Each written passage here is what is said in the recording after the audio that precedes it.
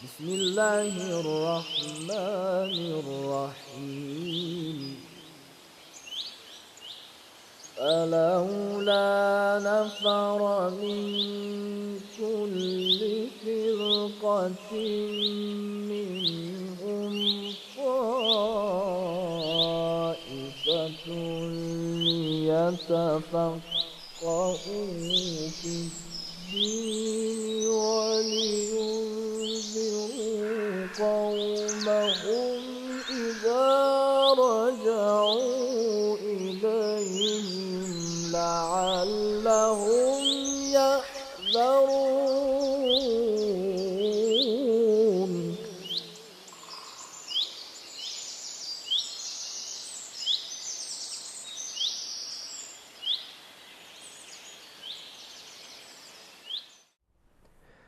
بسم الله الرحمن الرحيم وبه نستعين والسلام والصلاة على سيدنا ونبينا أبو القاسم المصطفى محمد وعلى آل بيته الطيبين الطاهرين.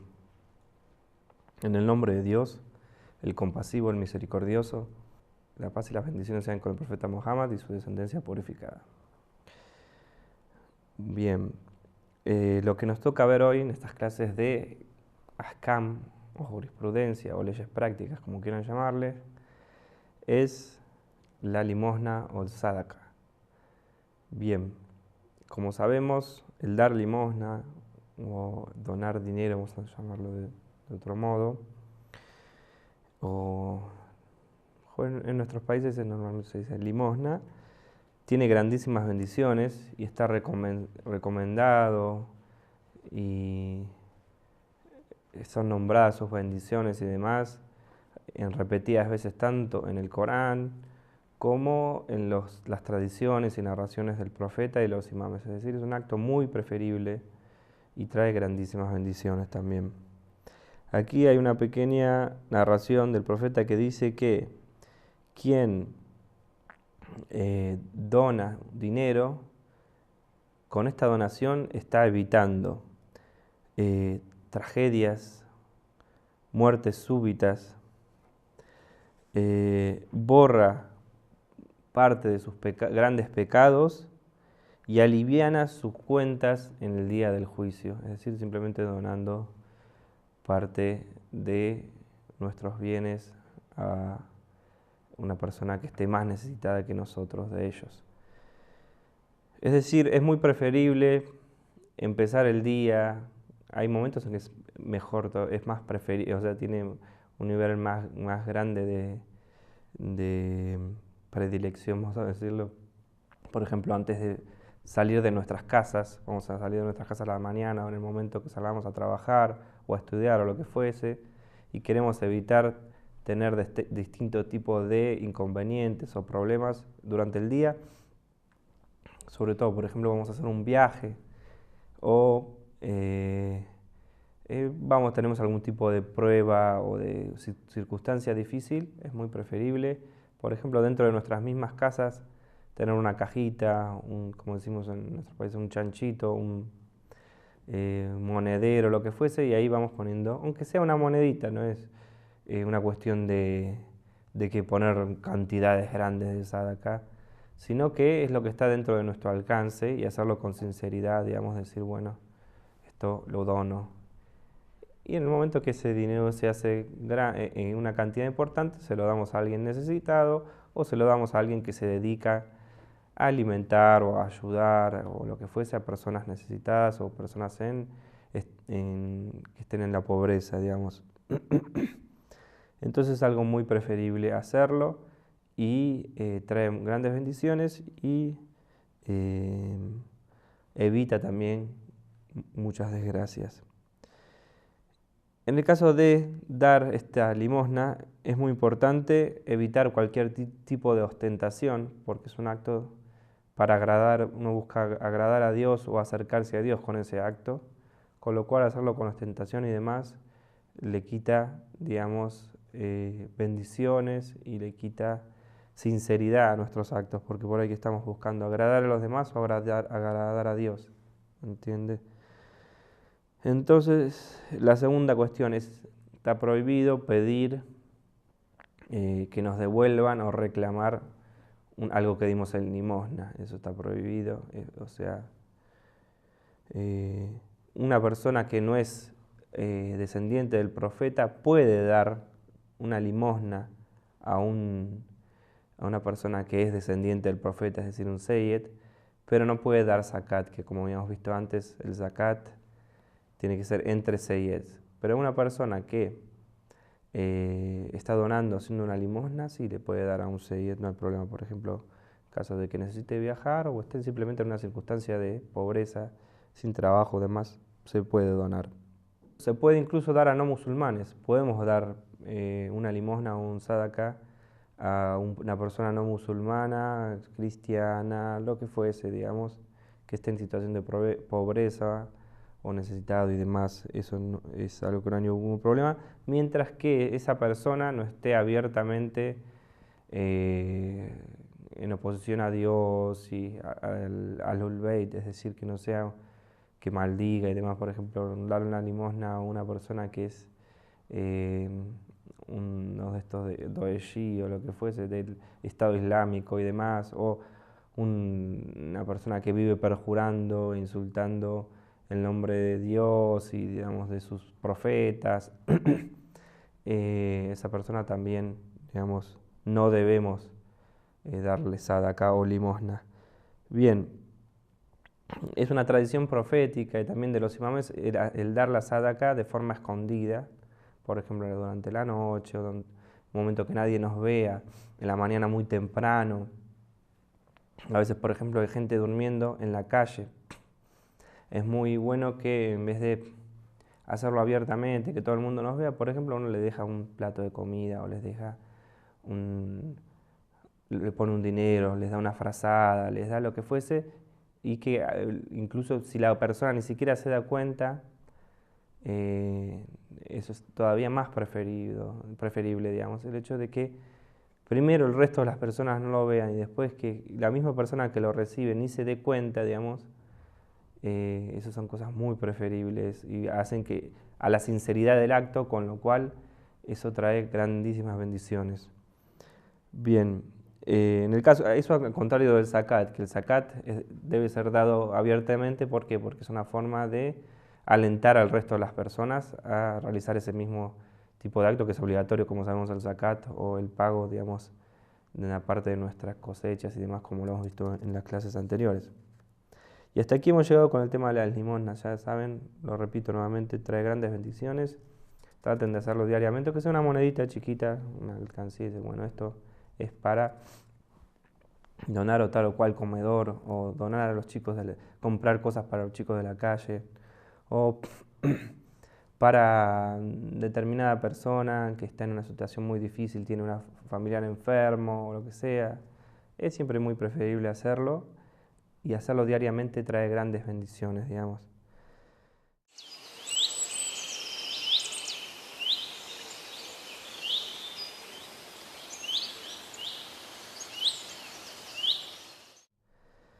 Lo que vamos a ver ahora, el siguiente punto de la ley islámica es lo que se llama hebba, que es un tipo que es un tipo de donación o regalo directamente.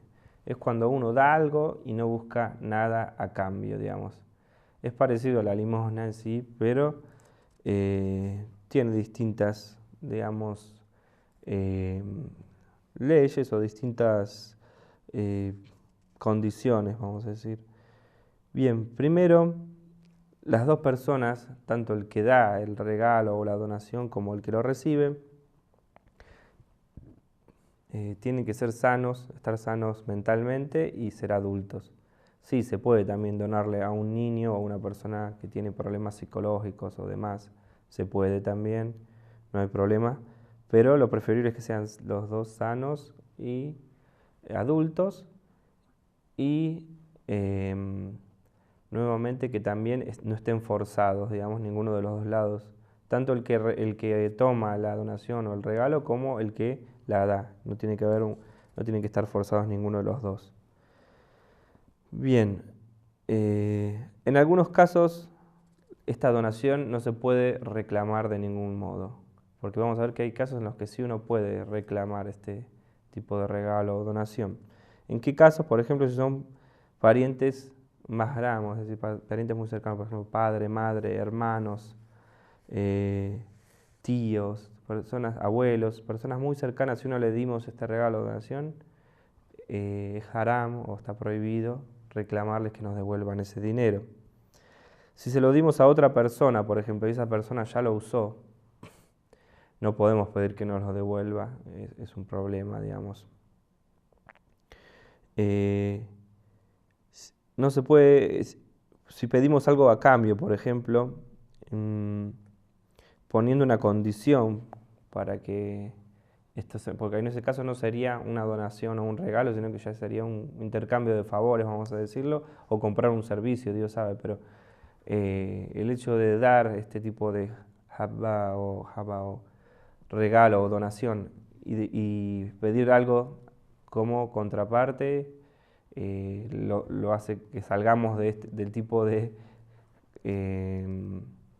contrato, este tipo de acción, digamos. No sería, cambiaría, pasaría a ser otro tipo de intercambio. Ya sería un tipo de intercambio realmente, porque un intercambio normalmente tiene dos lados, esto tiene un solo lado, es alguien que está donando principalmente. Bueno, si el que dona el dinero o lo que fuese que done, una casa, un auto, lo que fuese, o regala, muere, es decir, fallece, sus herederos no pueden reclamarle este bien que ha sido donado a la persona que se lo ha donado. Por ejemplo, yo le regalé a alguien una casa y me muero, mi hijo después va y le pide, no, dame la casa porque yo no estoy de acuerdo con que mi papá te la haya donado. Eso no es válido. Es decir, y lo mismo al revés, si yo dono algo a una persona, bien, y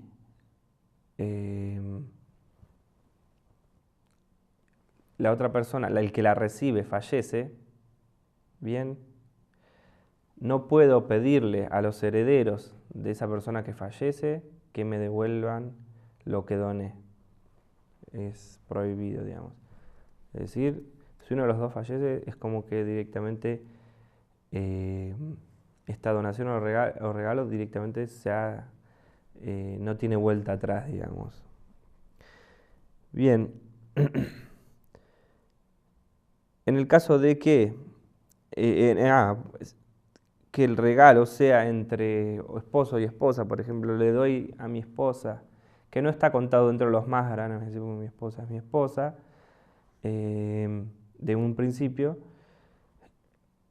es preferible, se puede hacer, digamos, es un tipo de que se puede hacer,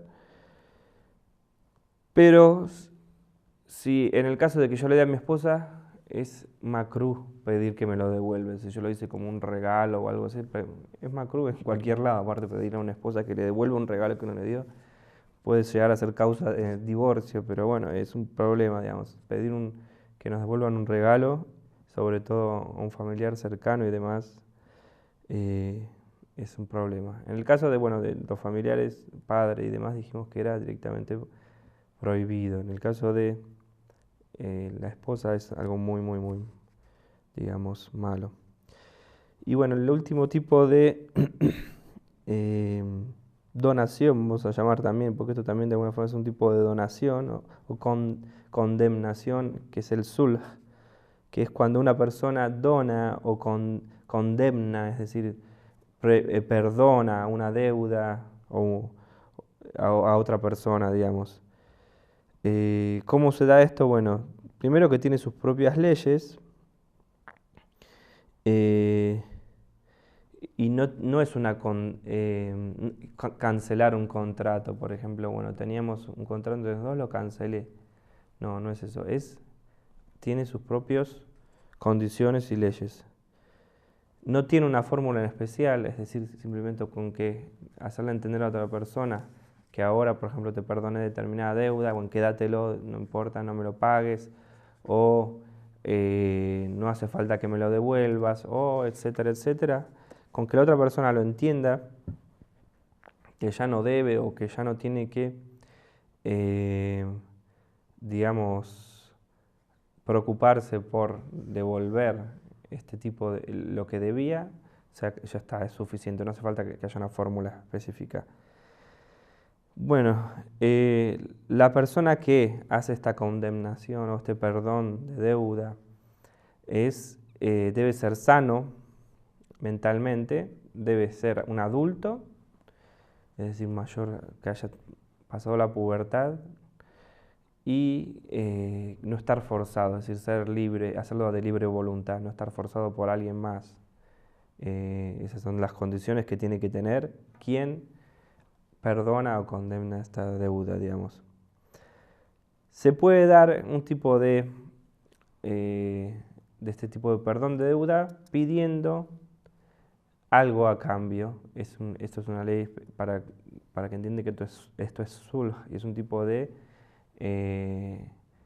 digamos, transacción o un tipo de acto que está dentro del marco de la ley islámica, con lo cual tiene condiciones que lo distinguen de la traducción literal que uno puede hacer. A veces, muchas veces, bueno, dicen, es aproximadamente una promesa o aproximadamente un perdón de deuda, una condenación, lo que sea. Pero esto se llama sulh y muchas de estas terminologías, la traducción es aproximada. ¿Por qué? Porque es, vamos a llamar, una figura de la ley o de la jurisprudencia que no existe del mismo modo en nuestras leyes civiles o comerciales o lo que fuese de nuestros países que tienen otra fuente, digamos, no es el hadith, tradiciones y el Corán y demás, sino que vienen de otro lado, sean de la Biblia, o sea, del derecho romano, o de la ley francesa, o etcétera, etcétera, etcétera.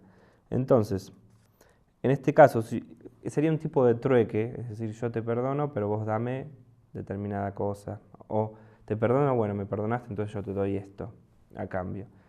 En ese caso, las dos cosas tienen que tener el igual peso, por ejemplo. Por eso es algún tipo de trueque de alguna forma, es una devolución en realidad. En el caso de que tenga distinto peso, si es algo que es pesable, ¿no? No es válido este tipo de, digamos, trueque. Y si no se sabe el peso, no importa si tienen diferente peso las dos cosas. Si uno sabe que tiene esto, te doy 5 kilos de manzanas, por ejemplo, bueno, yo te doy 5 kilos de manzana también la semana que viene o que fuese, pero sin una fórmula, sin demasiado, simplemente con un acto, lo dice de palabras. Es decir, sería casi una donación y una contradonación, o es como una donación de dos lados, digamos. No hay ningún tipo de contrato que lo ligue o que obligue a un lado y al otro, sino que simplemente es para que se entienda que esto es este sulh, es decir, se está condenando mutuamente algo o se está donando mutuamente algo. Entonces, yo te doy 1 kilo de manzanas, vos dame 1 kilo de manzanas. Ahora, yo no sé, puede que sea 1,5 kilos, 3 kilos, lo que fuese, y yo te doy, bueno, vos me dijiste que son 3 kilos, yo te doy 3 kilos. Ahora resulta que era más o menos, porque lo medimos aproximadamente, no hay problema. Pero si sabíamos que eran 3 y 3, tiene que ser la misma cantidad, digamos, si sabíamos el peso de los dos lados. Bien. En el caso de que dos personas en conjunto desean donar algo y lo donan, por ejemplo, y una de las dos personas se arrepienten, donar o condenar o perdonar una deuda, y una de las dos personas que dice, bueno, él nos debía tal o tal cosa y no nos lo dio, una de las personas se arrepiente, le dice, bueno, ¿aceptás que cancelemos esta condenación o este perdón o lo que sea? Y la otra persona acepta, se puede reclamar. Pero en el caso de que entre las dos personas no haya un acuerdo, se debe mantener este perdón o condenación o lo que sea. Lo cual es muy bueno porque es válido para nuestros países en el caso de las deudas soberanas y demás, que como pasó en la Argentina, que el 90% aceptan el trato y hay un 2% que no acepta, con lo cual se va todo al diablo. Bueno, espero haber sido claro. La clase que viene vamos a ver otros puntos de otras leyes de jurisprudencia. As-salamu alaykum wa rahmatullahi wa barakatuh. ربنا يا ربنا يا ربنا يا ربنا واغفر لنا وارحمنا يا ربنا ربنا يا ربنا يا ربنا واغفر لنا وارحمنا يا ربنا يا ربنا ربنا يا ربنا يا ربنا واغفر لنا وارحمنا يا ربنا ربنا يا ربنا يا ربنا